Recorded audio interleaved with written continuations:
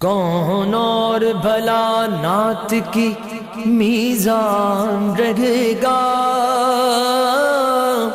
کون اور بھلا نعت کی میزان رہے گا۔ عمران تھا عمران ہے عمران رہے گا، عمران تھا عمران ہے عمران رہے گا۔ حضرات السلام علیکم۔ سب سے پہلے آپ سبھی حضرات کو آج کی اس پرمسرت موقع پر یعنی جشن ولادت محسن اسلام جناب ابو طالب علیہ الصلاۃ والسلام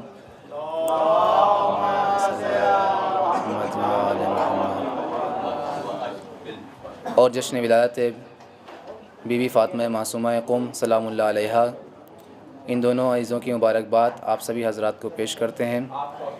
اپنی طرف سے پھر آپ کی طرف سے تمام علماء، دانشوران، امام وقت، رہبر اور تمام علماء دانشوران کو آج کی اس پرمسرت موقع پر مبارکباد پیش کرتے ہیں۔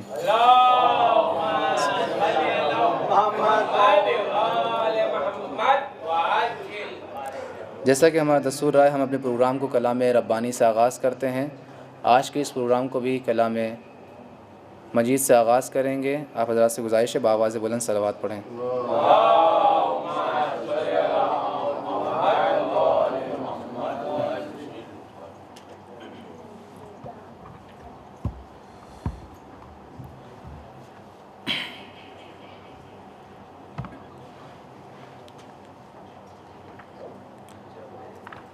اللہم صل علی محمد وآل محمد۔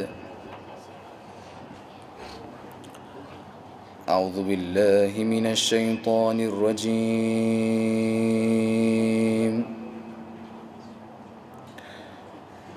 بسم اللہ الرحمن الرحیم۔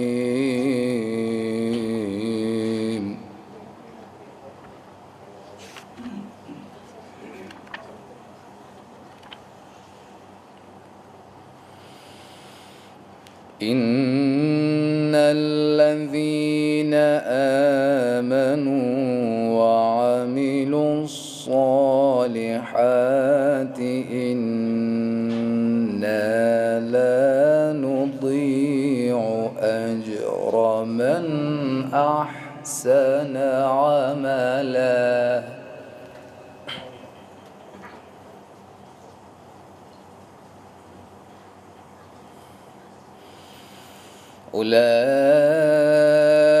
أولئك لهم جنات عدن تجري من تحتهم الأنهار يحلون فيها من أساور من ذهب ويلبسون ثيابا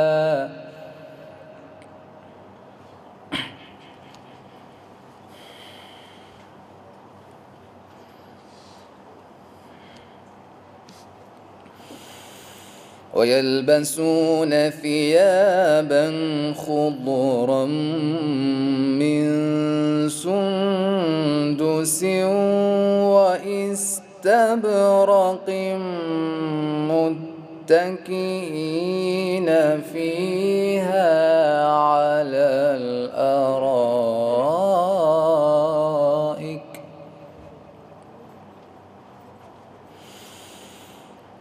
نعم الثواب وحسنت مرتفقا۔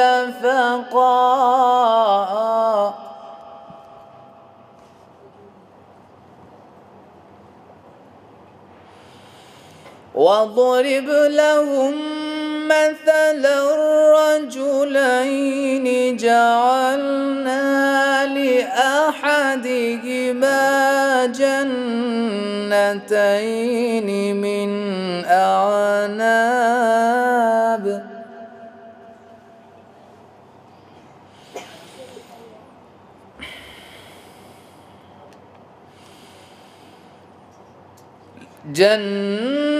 جنتين من أعناب وحففناهما بنخل وجعلنا بينهما زرعا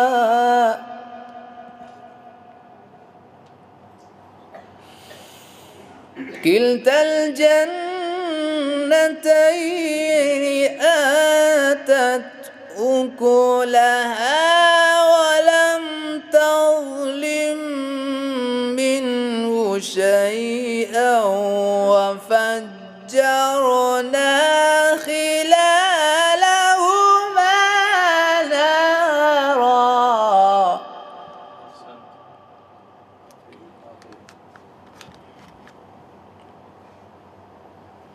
وكان له ثمر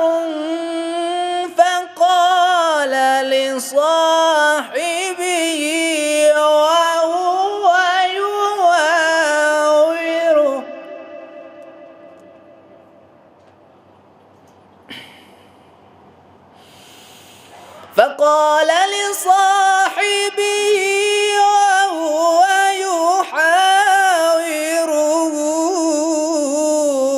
أنا أكثر منك مالا وأعز نفرا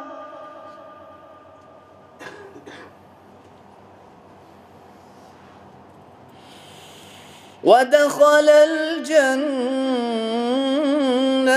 وهو ظالم لنفسه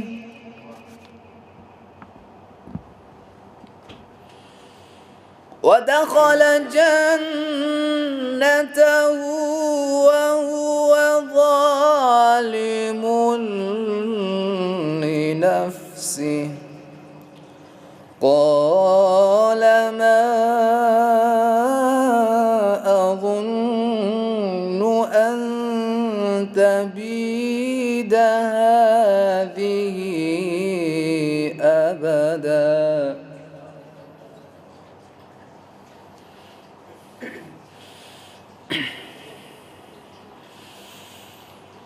وما أظن الساعة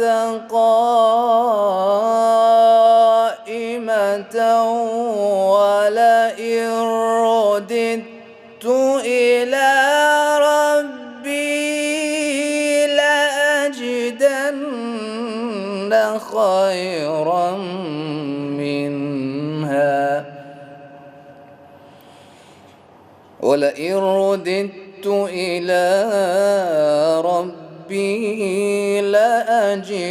لأجدن خيرا منها منقلبا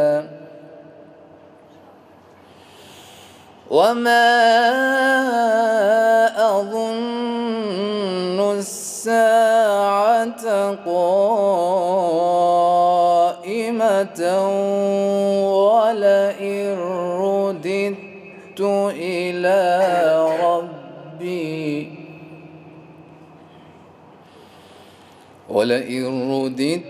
إلى ربي لأجدن خيرا منها منقلبا صدق الله العلي العظيم. اللهم صل وسلم وزد وبارك على رسول الله وآله الأطهار على رسول الله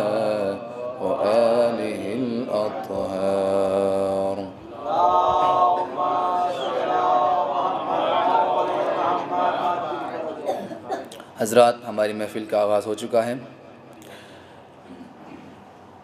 جن ہستیوں کے لیے محفل منعقد کی گئی ہے،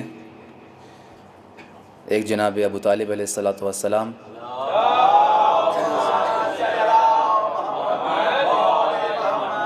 محسن اسلام، جنہوں نے رسول خدا کی بھرپور طریقے سے اور اپنی آخری توان اور قدرت کے ساتھ حفاظت کی، اور دوسری شخصیت فاطمہ معصومہ سلام اللہ علیہا،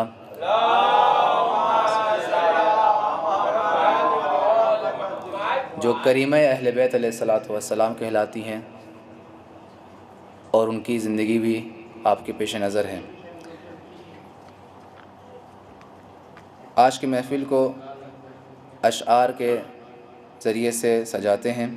سب سے پہلے میں آواز دیتا ہوں ہمارے ہونہار طالب علموں میں سے محمد حسنین نورانی سے کہ وہ آئیں اور بارگاہ مولا میں نذرانہ عقیدت پیش کریں۔ آپ حضرات ان کے استقبال کے لیے بآواز بلند صلوات پڑھیں۔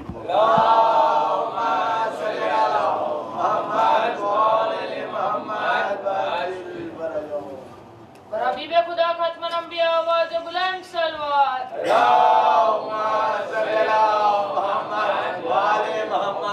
السلام علیکم۔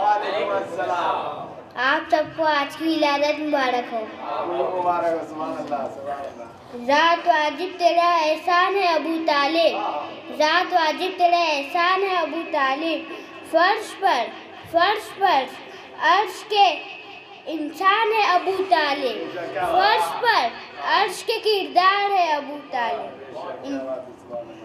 ہے نبی اور علی ناتی کے قرآن اگر، ہے نبی اور علی ناتی کے قرآن اگر، باخدا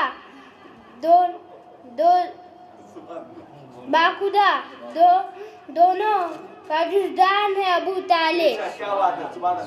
صلوات۔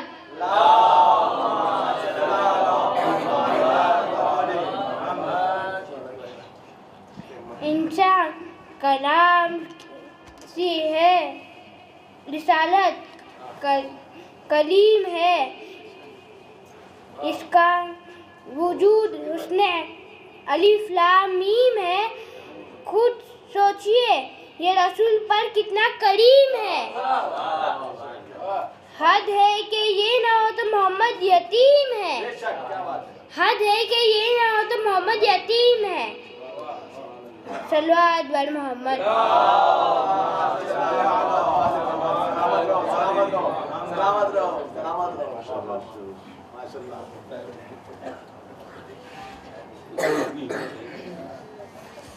حضرات، یہ تھے ہمارے حسن نورانی جو اپنی میٹھی آواز سے آپ حضرات کے سامنے اشعار پر پڑھ رہے تھے۔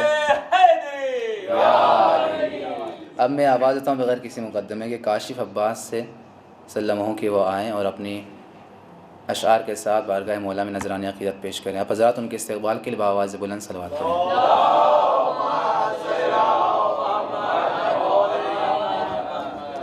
حضرات سلام علیکم۔ آج کے اس پر مسرت موقع پر آپ سبھی حضرات کو مبارکباد پیش کرتا ہوں۔ 4 مصرے۔ فضیلتوں کا سمندر کہاں سے لاؤ گے، بلندیوں کا وہ منظر کہاں سے لاؤ گے، بیان اپنی بڑائی کا یوں کہیں بھی کرو، مگر غدیر کا ممبر کہاں سے لاؤ گے۔ 4 مصرے۔ خزانے کی جو زینت ہو اسے الماس کہتے ہیں، تمنا پانی کی ہوتی ہے جب تو پیاس کہتے ہیں، جہاں پیتے ہیں سب پانی اسے کہتے ہیں سب دریا، جو دریا کو پلاتا ہو اسے عباس کہتے ہیں۔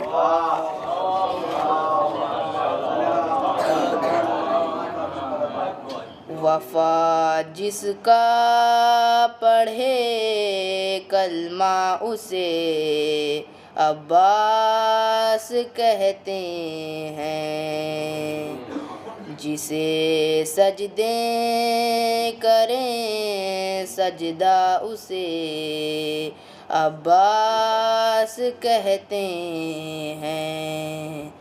علی کا خون زہرا کی دعا، حسنین کی چاہت، بنے ان سب سے جو مل کر اسے عباس کہتے ہیں۔ جو ہے شبیر کی قوت، علی کو ناز ہے جس پر، جسے زہرا کہیں بیٹا اسے عباس کہتے ہیں۔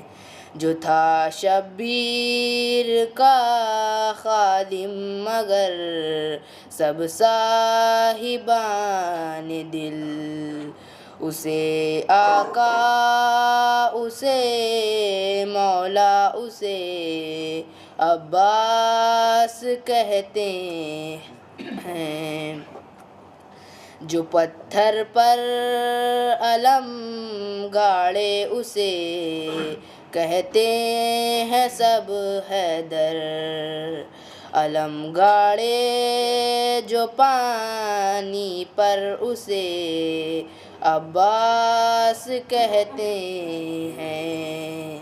وہ پیاسا پیاس نے جس کی کیا سیراب دریا کو، ہے جس کی پیاس بھی دریا اسے عباس کہتے ہیں۔ اٹھے طوفان چلے آندھی زمین، گردش کرے پھر بھی رہے اونچا علم جس کا اسے عباس کہتے ہیں۔ وفا جس کا پڑھے کلمہ اسے عباس کہتے ہیں۔ جسے سجدے کریں سجدہ اسے عباس کہتے ہیں۔ پر محمد و آل محمد صلی اللہ علیہ وسلم۔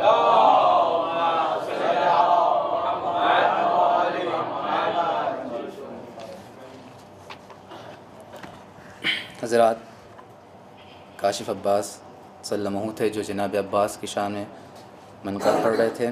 4 میں سے جناب عباس کے حوالے سے: بسد آس لکھ دیا جائے، بسد آس لکھ دیا جائے، ورق پہ اشکوں سے احساس لکھ دیا جائے، بسد آس لکھ دیا جائے، ورق پہ اشکوں سے احساس لکھ دیا جائے، فشار ہو نہیں سکتا کسی بھی صورت سے، فشار ہو نہیں سکتا کسی بھی صورت سے، کفن پہ حضرت عباس لکھ دیا جائے، کفن پہ حضرت عباس لکھ دیا جائے۔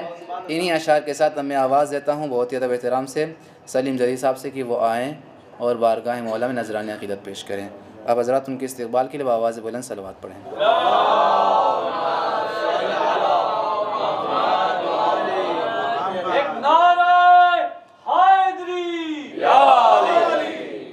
السلام علیکم حضرات، آپ سبھی کو بہت بہت مبارک ہو مولا حضرت ابو طالب کی ولادت۔ مسدس کے 2 بند ذہن میں ہیں حضرت ابو طالب کے حوالے سے، پوری توجہ چاہوں گا کہ کہ سب سے پہلا تیرے آنگن میں ہوا ہے سجدہ، سب سے پہلا تیرے آنگن میں ہوا ہے سجدہ، کوئی تاریخ میں مظلوم نہیں ہے تجھ سا، تجھ سے اسلام لیا اور تجھے کافر سمجھا، تجھ سے اسلام لیا اور تجھے کافر سمجھا، شاید اس بات کا لوگوں نے لیا ہے بدلہ، سب سے پہلا تیرے آنگن میں ہوا ہے سجدہ، کوئی تاریخ میں مظلوم نہیں ہے تجھ سا، تجھ سے اسلام لیا اور تجھے کافر سمجھا، شاید اس بات کا لوگوں نے لیا ہے بدلہ، شاید اس بات کا لوگوں نے لیا ہے بدلہ کہ کفر کی بھیڑ میں بھی صاحب ایمان تھا تو، جس کا سایہ بھی نہ تھا اس کا نگہبان تھا تو، جس کا سایہ بھی نہ تھا اس کا نگہبان تھا تو، اور کل ایمان ہے تیری گود کا پالا حیدر، کل ایمان ہے تیری گود کا پالا حیدر، دیکھ سب لوگوں نے سمجھا ہے جسے پیغمبر، کل ایمان ہے تیری گود کا پالا حیدر، دیکھ سب لوگوں نے سمجھا ہے جسے پیغمبر، جس کو خود مرسل اعظم نے کہا علم کا در، اور نصیری جسے بتلاتے ہیں اپنا داور، کل ایمان ہے تیری گود کا پالا حیدر، دیکھ سب لوگوں نے سمجھا ہے جسے پیغمبر، جس کو خود مرسل اعظم نے کہا علم کا در، اور نصیری جسے بتلاتے ہیں اپنا داور، اور نصیری جسے بتلاتے ہیں اپنا داور، کہ جس کی سانسوں میں بھی قرآن کی ہوا آتی تھی، دل کی دھڑکن سے محمد کی صدا آتی تھی، دل کی دھڑکن سے محمد کی صدا آتی تھی۔ مسدس میں یہ ایسا نہیں ہے کہ میں بھول گیا، لیکن شروع سے ہی 2 مصرے شروع کے مس کر گیا، لیکن نہ سناؤں تو مطلب کمی رہے گی، وہ 4 مصرے ہیں، بند 6 ہونے چاہیے، لیکن شروع بہت گہرائی ہے، اس لیے میں پیش کر رہا ہوں کہ دیکھے خوں اپنا بچائی ہے شریعت تو نے، حضرت ابو طالب کو ذہن میں رکھے، دیکھے خوں اپنا بچائی ہے شریعت تو نے، ایسی گھٹی میں پلائی ہے شجاعت تو نے، دیکھے خوں اپنا بچائی ہے شریعت تو نے، ایسی گھٹی میں پلائی ہے شجاعت تو نے، کہ بچہ بچہ تیرا ہر عمر میں غالب نکلا، پڑ گیا وقت تو اصغر ابو طالب نکلا، پڑ گیا وقت تو اصغر ابو طالب نکلا، بہت بلند صلوات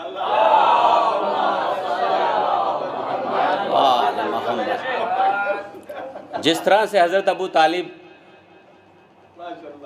حضرت محمد مصطفیٰ صلی اللہ علیہ وسلم کے محافظ رہے، ایسی مولا عباس بھی اپنے محمد یعنی کہ محمد حسین علیہ السلام کے محافظ رہے، کہ عباس بھی ہے اپنے محمد کا محافظ، عباس بھی ہے اپنے محمد کا محافظ، چہرے سے علمدار لگے شیر جری بھی، عباس بھی ہے اپنے محمد کا محافظ، چہرے سے علمدار لگے شیر جری بھی، ایک جسم میں 2 روپ دیے اس کو خدا نے، ایک وقت میں غازی ابو طالب بھی علی بھی، ایک وقت میں غازی ابو طالب بھی علی بھی، بہت بلند صلوات۔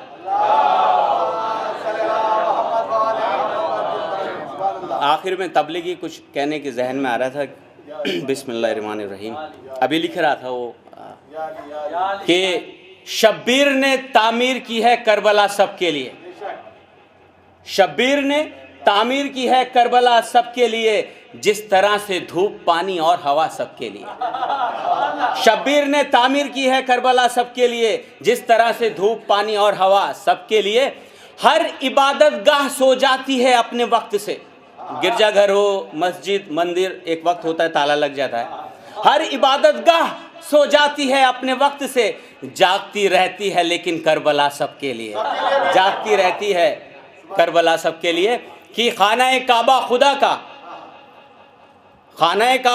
کا اور کربلا شبیر کی، خانہ کعبہ خدا کا اور کربلا شبیر کی، ایک گھر مخصوص ہے دوسرا سب کے لیے، بہت بلند صلوات۔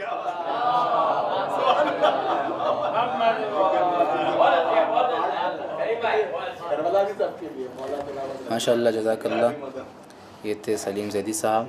اب بغیر کسی مقدمے کے میں آواز دیتا ہوں غریب حسین صاحب سے کہ وہ آئیں اور بارگاہ مولانا نذرانہ عقیدت پیش کریں۔ غریب حسین صاحب سے آواز دیتا ہوں کہ وہ آئیں اور اپنے اشعار سے آپ حضرات کو محسوس فرمائیں، آپ حضرات ان کے استقبال کے بآواز بلند صلوات پڑھیں۔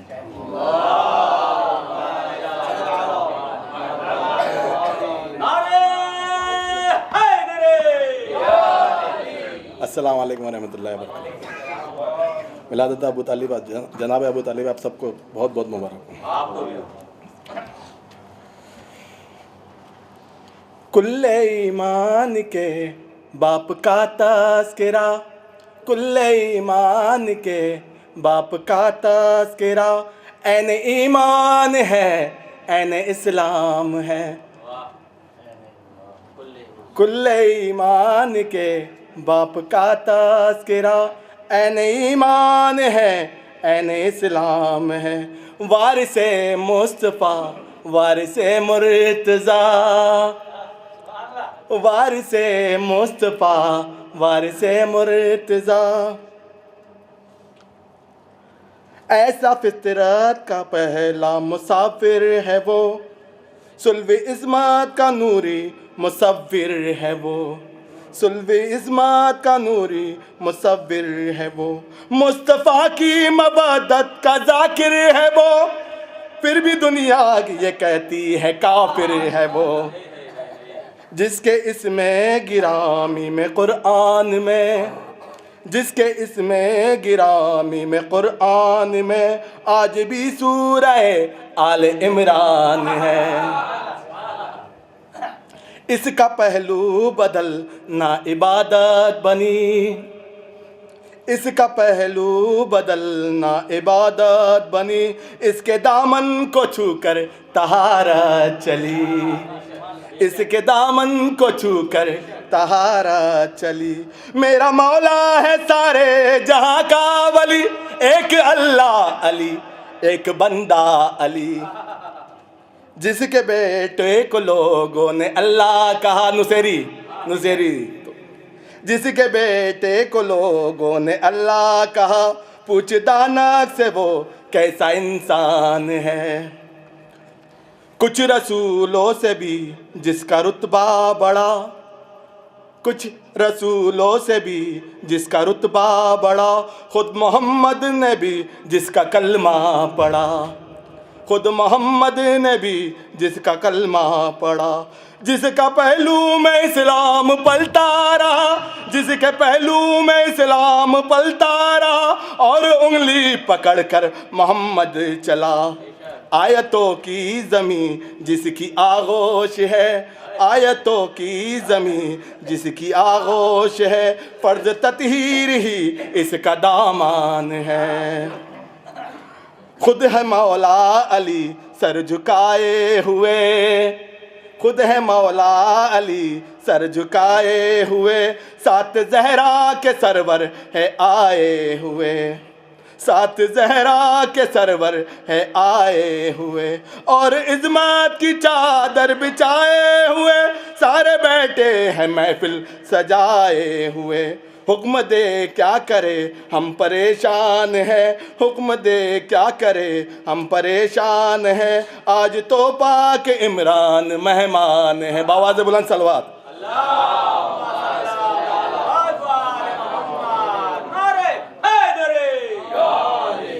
مولا حسین کے شان میں، حق کی مٹی پلیت ہو جاتی، حق کی مٹی پلیت ہو جاتی، کفر باطل کی عید ہو جاتی، حق کی مٹی پلیت ہو جاتی، حق کی مٹی پلیت ہو جاتی، کفر باطل کی عید ہو جاتی، سر نہ دیتا گئے علی کا پسر، سر نہ دیتا گئے علی کا پسر، ساری دنیا یزید ہو جاتی، ساری دنیا یزید ہو جاتی، حق کی مٹی پلیت ہو جاتی، کفر باطل کی جیت ہو جاتی، سر نہ دیتا گئے علی کا پسر، ساری دنیا یزید ہو جاتی، بآواز بلند صلوات،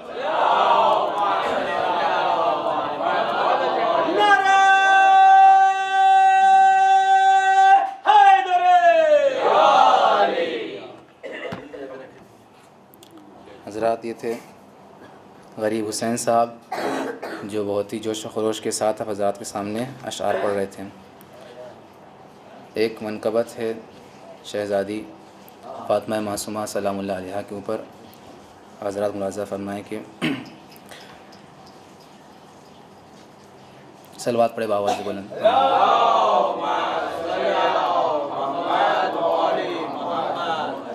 بشر فریاد کرتے ہیں در معصوم قم پر، بشر فریاد کرتے ہیں در معصوم قم پر، بشر فریاد کرتے ہیں در معصوم قم پر، بشر فریاد کرتے ہیں. فلک کے رہنے والے ہوں کہ ہوں انسان زمینوں کے، فلک کے رہنے والے ہوں کہ ہوں انسان زمینوں کے، سبھی دامن کو بھرتے ہیں در معصوم قم پر، بشر فریاد کرتے ہیں در معصوم قم پر، بشر فریاد کرتے ہیں در معصوم قم پر. اندھیری رات میں بھی نور کی برسات ہوتی ہے، اندھیری رات میں بھی نور کی برسات ہوتی ہے. کئی سورج ابھرتے ہیں در معصوم قم پر، بشر فریاد کرتے ہیں در معصوم قم پر، بشر فریاد کرتے ہیں. صلوات پڑھی بآواز محمد علیہ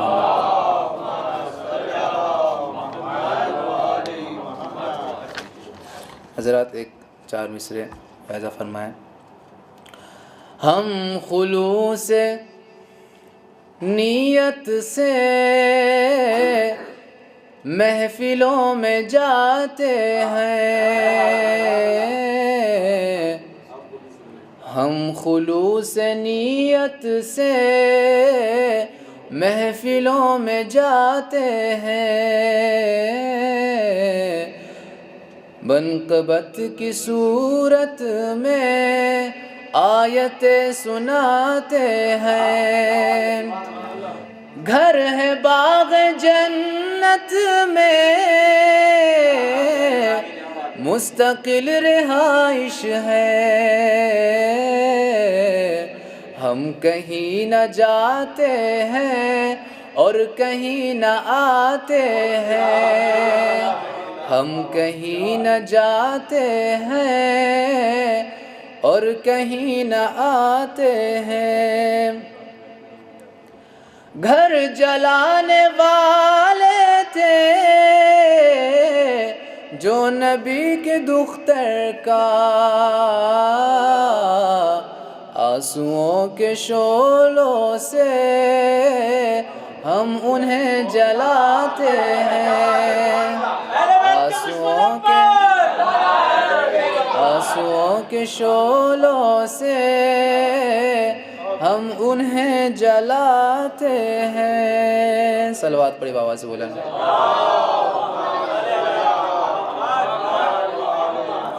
بہت ادب و احترام سے میں آواز دیتا ہوں، گزار ہوں عالی جناب مولانا سید محمد فیاض باقر حسینی صاحب سے کہ وہ آئیں اور اپنے بیانات سے حضرات کو محسوس فرمائیں. اب حضرات ان کے استقبال کے لیے بآواز سے بولیں صلوات پڑھیں.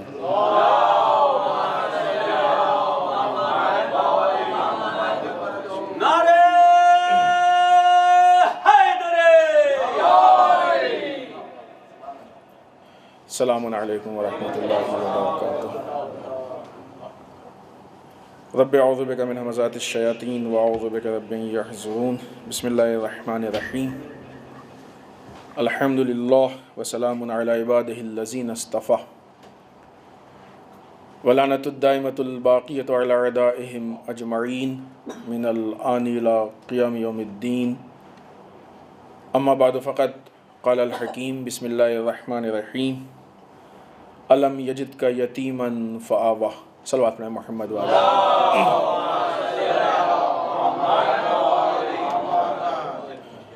حضرات، دو اہم مناسبتیں ہیں۔ محسن اسلام حضرت ابو طالب علیہ الصلوۃ والسلام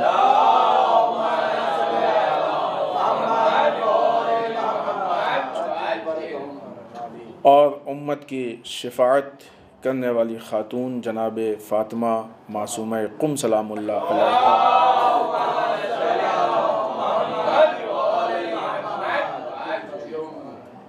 ان دونوں کی ولایت باسعادت کہ اس پرمسرت موقع پہ آپ سب کی خدمت میں تبریک و تہنیت پیش کرتے ہیں، اور ہم سب کی طرف سے تمام علماء، مراجع، ولی فقیہ اور بالخصوص وقت کے امام کی خدمت میں تبریک و تہنیت کا ہدیہ پیش کرتے ہیں۔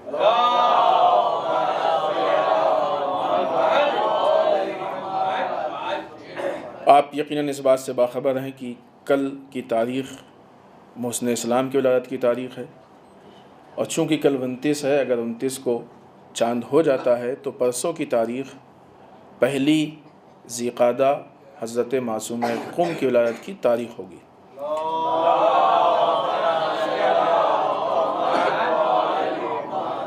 لہذا دونوں مناسبتوں کو اس محفل میں جمع کر دیا گیا کہ آج ہی ان دونوں شخصیات کا ذکر و فضائل اور منقبت ہو جائے۔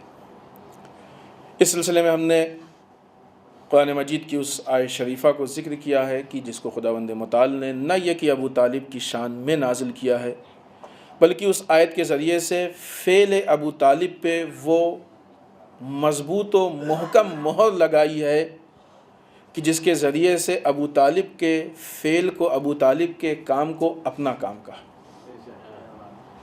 اے میرے حبیب، اس موقع کو یاد کیجئے کہ جب آپ یتیم تھے تو ہم نے آپ کو پناہ نہیں دی۔ کون پناہ دینے والا ہے؟ یہ اس ابو طالب کا قصیدہ خدا پڑھ رہا ہے کہ جس کو لوگ کافر کہتے ہیں۔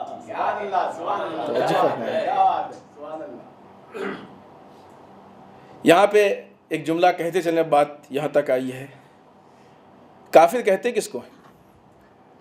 کافر کہتے ہیں منکر کو، انکار کرنے والے کو۔ جو ہمارے عقائد کا انکار کرے وہ ہمارے حساب سے کافر ہے، اور ہم جس کے عقائد کا انکار کریں ہم اس کے حساب سے کافر ہیں۔ کافر کہنے والوں نے ابو طالب کو کافر کہہ کے ابو طالب کے ایمان کی تائید بھی کر دی اور اپنے کفر کا اعلان بھی کر دیا۔ اور عزیزان محترم، تاریخ ہمیشہ اپنے آپ کو دہراتی ہے۔ ہر زمانے کا قائد اپنی امتوں کے اندر جو بغاوتیں ہوتی ہیں اس کا شکار ہوتا ہے۔ اگر آج بھی لوگ مراجع کو بے ایمان کہیں تو یہ وہی تاریخ ہے ابو طالب جو دہرائی جا رہی ہے۔ میرے بھائی، تمہارا ایمان بتاتا ہے ہمارے حساب سے تم بے ایمان ہو، تمہارے حساب سے ہمارا ایمان غلط ہے۔ تمہارے حساب سے ہمارا ایمان غلط ہونا یہ ہمارے لیے کوئی غلط بات نہیں ہے، بلکہ فخر و مباحات کی چیز ہے۔ صلوات پڑھیں محمد والے محمد۔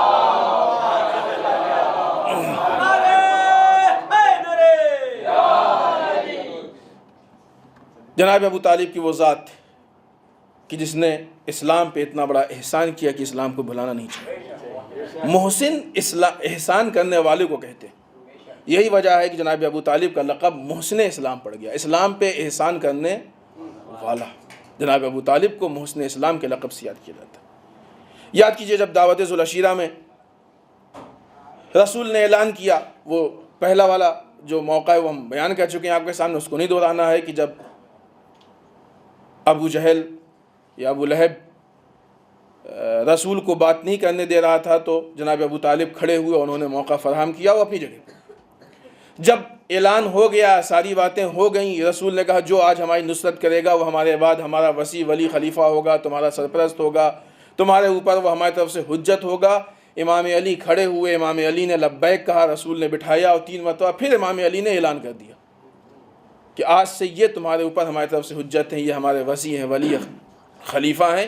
جب اتنا سننا تھا تو جناب ابو طالب کو مخاطب کر کے ابو لہب کہتا ہے، مذاق اڑاتے ہوئے، ابو لہب مذاق اڑاتے ہوئے جناب ابو طالب کو مخاطب کر کے کہتا ہے کہ ابو طالب دیکھو یہ کیا کہہ رہے ہیں، یہ تم کو اپنے بیٹے کی اطاعت کی دعوت دے رہے ہیں۔ اے ابو طالب، محمد تم کو اپنے بیٹے کی اطاعت کی دعوت دے رہے ہیں۔ عزیزان محترم، یہی فرق ہوتا ہے کہ جب انسان کی نگاہیں مادی ہوتی ہیں تو وہ صرف مادی رشتوں میں گھرے رہتے ہیں، لیکن جب روحانی نگاہیں ہوتی ہیں تو یہ نہیں دیکھتے کہ مادی رشتے کیا ہیں۔ مادی نگاہیں رکھنے والے یہ کہتے ہیں کہ ہم اپنے چھوٹوں کی باتیں کیسے مان لیں، یہ تو ہم سے سن میں چھوٹے، یہ تو ہم سے رشتے میں چھوٹے، ہم ان کی باتیں کیسے مان لیں۔ لیکن جن کی نگاہیں روحانی ہوا کرتی ہیں وہ نہیں دیکھتے ہیں کہ رسول کو بھی ہم نے ہی پالا ہے، اب علی کو بھی ہم نے ہی پالا ہے، لیکن جب وقت آئے گا تو رسول کی بھی اطاعت کریں گے، علی کی بھی اطاعت کریں گے۔ اس کو دوسرے الفاظ میں کہہ دیا جائے کہ تقاضۂ قیادت یہ ہے کہ قیادت میں عمر اور رشتہ نہیں دیکھا جاتا ہے، بلکہ قیادت میں صلاحیتیں دیکھی جاتی ہیں۔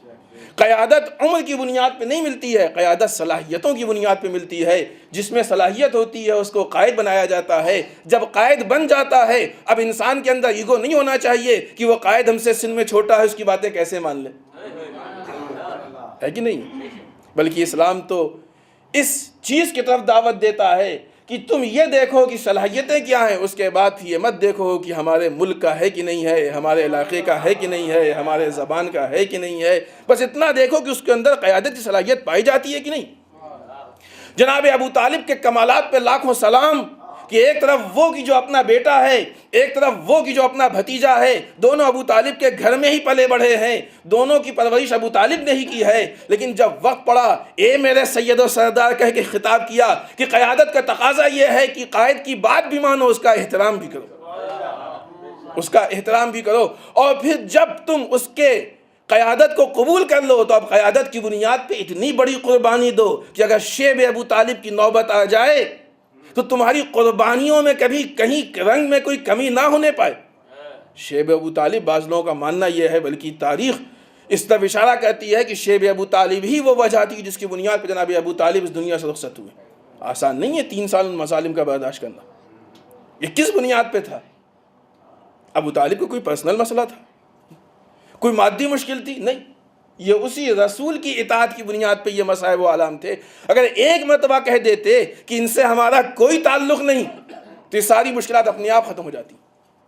اور سب سے بڑی چیز یہ کہ ابو طالب کی شخصیت کو سب جانتے ہیں، ابو طالب کا رعب تھا، ابو طالب کا دبدبہ تھا، ابو طالب کی اہمیت تھی، لوگ ابو طالب کا احترام کرتے تھے، ابو طالب کہہ دیں تو کسی کی ہمت نہیں تھی انکار کر دے، یا یوں کہا جائے کہ اعلان اسلام سے پہلے ابو طالب خود اپنی امت کے قائد تھے۔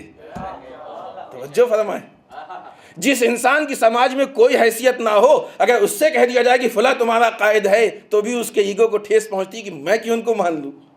آج اس امت کی مشکل یہی ہے نا کہ ہر آدمی اپنے کو قائد سمجھتا ہے، لہٰذا کوئی امت کا قائد نہیں بن پاتا ہے۔ یہی مشکل ہے، جس کے اندر کوئی صلاحیت نہ ہو وہ کسی کو قائد ماننے کو تیار نہیں ہوتا ہے۔ وہ ابو طالب کہ جو خود ایک اعتبار سے اپنی امت کے موجودہ قائد تھے، لیکن جب حقیقی قیادت کو دیکھا تو ابو طالب یہ بھول گئے کہ ہماری کیا اہمیت ہے، ہمارا کیا دبدبہ ہے، بلکہ ان ساری چیزوں کو رسول کے حوالے کر دیا کہ اے رسول، جب جب جہاں جہاں جیسے بھی آپ کی نصرت کی ضرورت پڑے گی ہم آپ کی نصرت کے لیے آپ کے ساتھ ہوں گے۔ اگر ابو طالب جیسی ذات کہ جس کا اتنا رو و دبدبہ ہو، جس کی باتوں کی اتنی اہمیت ہو، وہ قیادت کی بنیاد پہ اپنے بھتیجے اور بیٹے کے آگے اپنے سر کو خم کر سکتا ہے تو آج کا یہ جاہل مسلمان کیوں نہیں اس قیادت کو قبول کر سکتا ہے؟ ابو طالب سے سیکھے، محسن اسلام کہہ دینے سے حق ابو طالب ادا نہیں ہوتا ہے، سیرت ابو طالب پہ عمل کرنے سے حق ابو طالب ادا ہوتا ہے۔ خالی القاب۔ آئیے ایک دوسری بھی مناسبت ہے، دونوں پہ گفتگو ہونی چاہیے۔ دوسری مناسبت معصومہ قم کی ہے کہ ان کے لیے بے انتہا روایات ہیں کہ امت کی شفاعت کریں گی، حتیٰ یہاں تک روایت ہے کہ پوری قوم اور پورے شیعوں کو یہ بخشوا سکتی ہیں۔ بہت زیادہ روایتیں خود سرزمین قم کے لیے۔ اذان ہو رہی ہے، شاید اذان کے احترام میں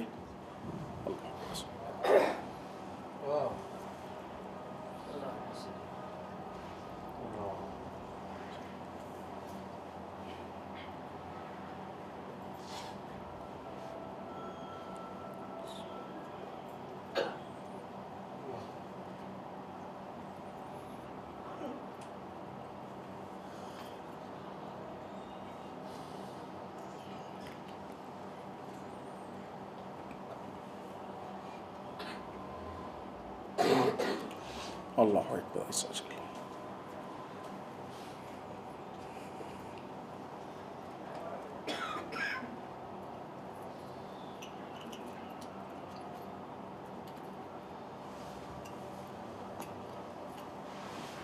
لا الہ الا اللہ. اللہم صلی علی محمد وآل محمد وعجل فرجہ. حضرت معصوم قم سرزمین قم کے لیے بے انتہا روایتیں کہ جنت کے دروازے اتنے ہیں، اس میں سے مثلا 3 دروازے قم میں کھلتے ہیں. یہ سرزمین قم کی اہمیت ہے، عش آل محمد ہے، یعنی آل محمد کے رہنے کی جگہ ہے. بہت ساری روایتیں. خود معصوم قم کے لیے بے انتہا روایتیں کہ یہ وہ ہیں کہ جو یہاں پہ آئیں گی، سرزمین کو آباد کریں گی. یہ وہ ہیں کہ جو امت کو بخشوائیں گی. جس نے ان کی بامعرفت زیارت کر لی اس پہ جنت واجب ہے. یہ سب روایتیں ہیں، اور یہ روایتیں ظاہر سی بات ہے ائمہ سے ہیں. اتنی اہمیت ہے. خود مفہوم شفاعت یہ ایک ایسی چیز ہے جسے ہمیں پہچاننا چاہیے. یہاں پہ ہم صرف اشارہ کریں گے شفاعت کہتے کس کو. شفاعت یعنی بخشوانا. ایسے اسباب فراہم کیے جائیں کہ انسان بخش دیا جائے، اپنے آپ کو بچا لے جائے، خرابیوں سے نکال لے جائے، بلا و مصیبتوں سے بچا لے جائے. شفاعت 2 طرح کی ہوتی ہے. ایک شفاعت وہ ہوتی ہے کہ جو مصیبت میں پھنسنے کے بعد ہوتی ہے. ایک شفاعت وہ ہوتی ہے جو مصیبت میں پھنسنے سے پہلے ہوتی ہے. اہل بیت کی شفاعت دونوں شفاعت ہے، لیکن اصل شفاعت وہ ہے جو مصیبت میں پھنسنے سے پہلے. اہل بیت کی شفاعت اصل شفاعت وہ ہے جو مصیبت میں پھنسنے سے پہلے ہے. اس لیے کہ یہ وہ ہیں کہ جو نظام بتاتے ہیں کہ تم اس پہ عمل کرو تو مصیبتوں میں پھنسو گے ہی نہیں. اس سسٹم کو تم اپنا لو، تم خود بخود مصیبتوں سے بچے رہو گے.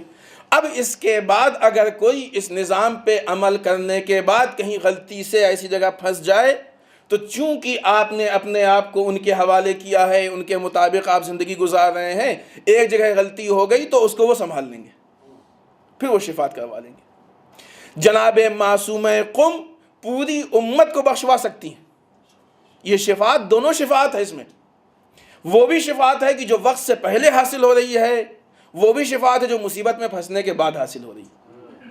اور آج انسان کے پاس ذرا سا بھی شعور ہو، ذرا سے بھی نظر ہو تو وہ اس چیز کو محسوس کر سکتا ہے کہ معصوم قم کی شفاعت پوری دنیا کے لیے ہے. آج قم دنیا کا وہ علمی مرکز ہے، وہ تبلیغی مرکز ہے، وہ مذہبی مرکز ہے، وہ اسلامی مرکز ہے کہ جہاں سے واقعی اور حقیقی اسلام پوری دنیا میں ایکسپورٹ ہو رہا ہے. شفاعت یہی تو ہے. آج پوری دنیا میں وہاں سے تبلیغ ہو رہی ہے. آج آپ دنیا کے کسی کونے میں چلے جائیے، آپ کو قم کا پڑھا ہوا مبلغ ضرور ملے گا.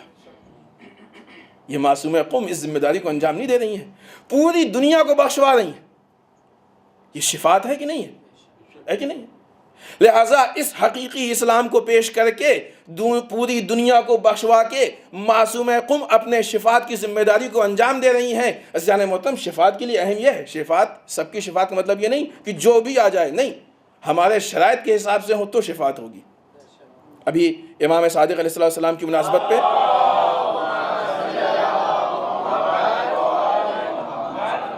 ہم نے اس چیز پر اشارہ کیا تھا کہ امام نے شرائط بتائیں.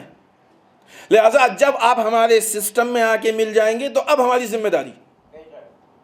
آج حوزہ علمیہ قم وہ مرکز ہے کہ جو پوری دنیا کی شفاعت. اب عزیزان محترم، اس میں چاہے آپ یہ دیکھ لیجئے، اگرچہ یہ الگ نہیں ہے، چاہے دنیاوی اعتبار سے دیکھ لیجئے کہ جب بھی کہیں دنیاوی مشکل مسلمانوں پہ آتی ہے تب بھی وہیں سے آواز اٹھتی ہے، جب بھی کہیں مذہبی مشکل آتی ہے تب بھی وہیں سے آواز اٹھتی ہے.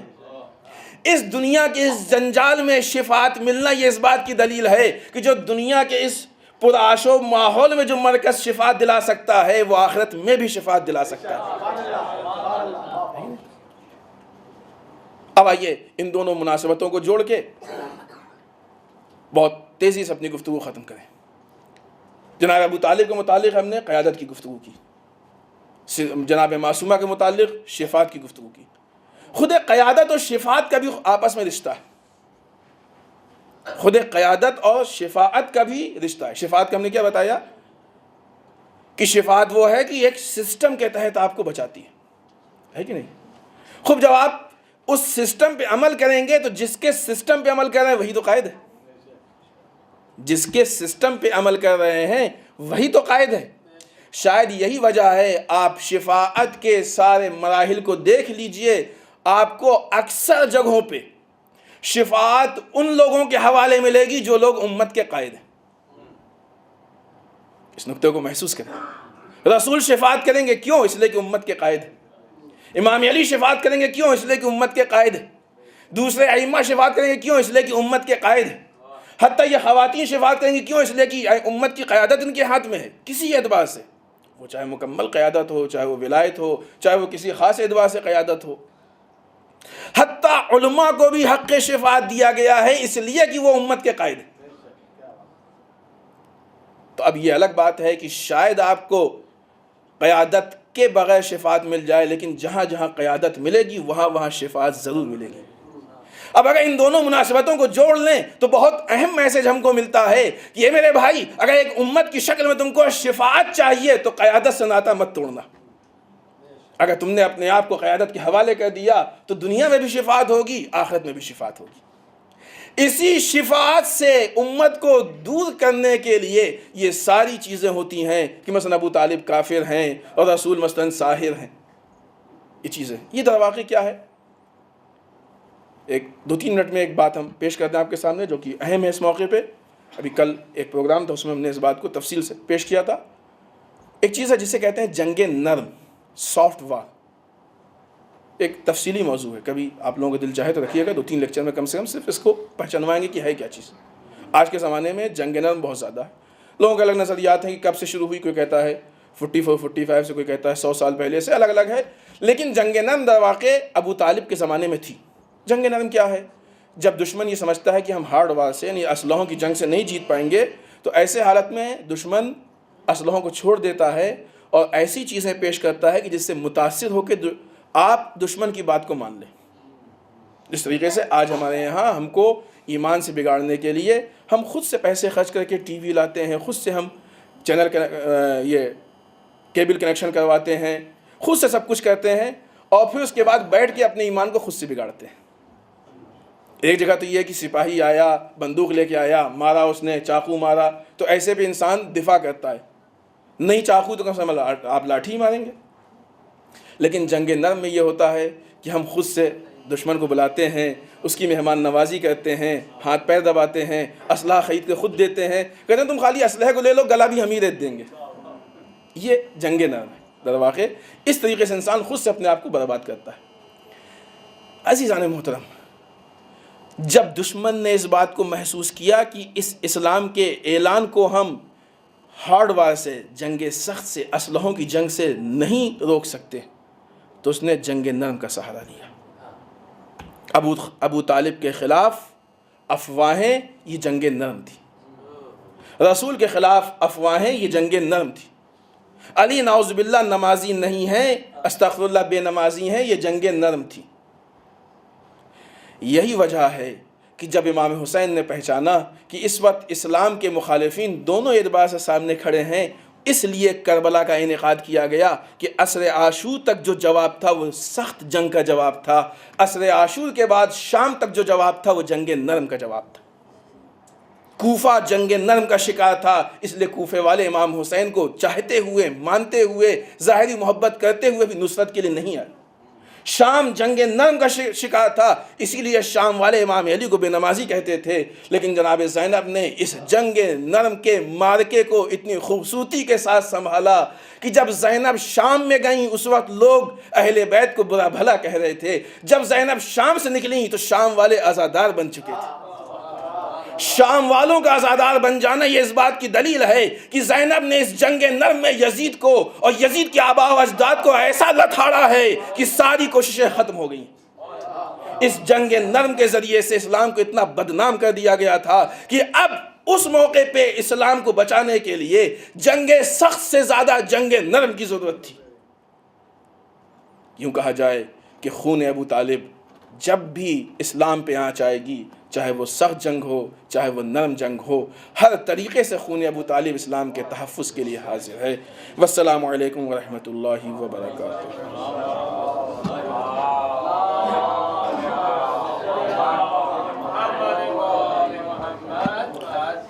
آخر میں بارگاہ خداوندی سے یہ التجا ہے کہ اے پروردگار ہماری اس عبادت کو قبول فرما۔ پروردگارہ ہمیں اہل بیت کی پیروی کرنا اور ان کے نقش قدم پہ چلنے کی توفیق عنایت فرما۔ پروردگار ہمارے گناہ صغیرہ کبیرہ معاف فرما۔ شیعان حیدر کرار جہاں بھی ہیں ان کی جان مال شرف عزت آبرو کی حفاظت فرما۔ علماء اعلام کا سایہ ہمارے سروں پر باقی رکھ۔ رہبر و مراجع کو طول عمر عنایت فرما۔ پروردگار ہمیں زمان علیہ الصلوۃ والسلام کے ظہور میں تعجیل فرما، ہم سب کو ان کے ناصر اعوان میں شمار فرما۔ ربنا تقبل منا انک انت السمیع العلیم۔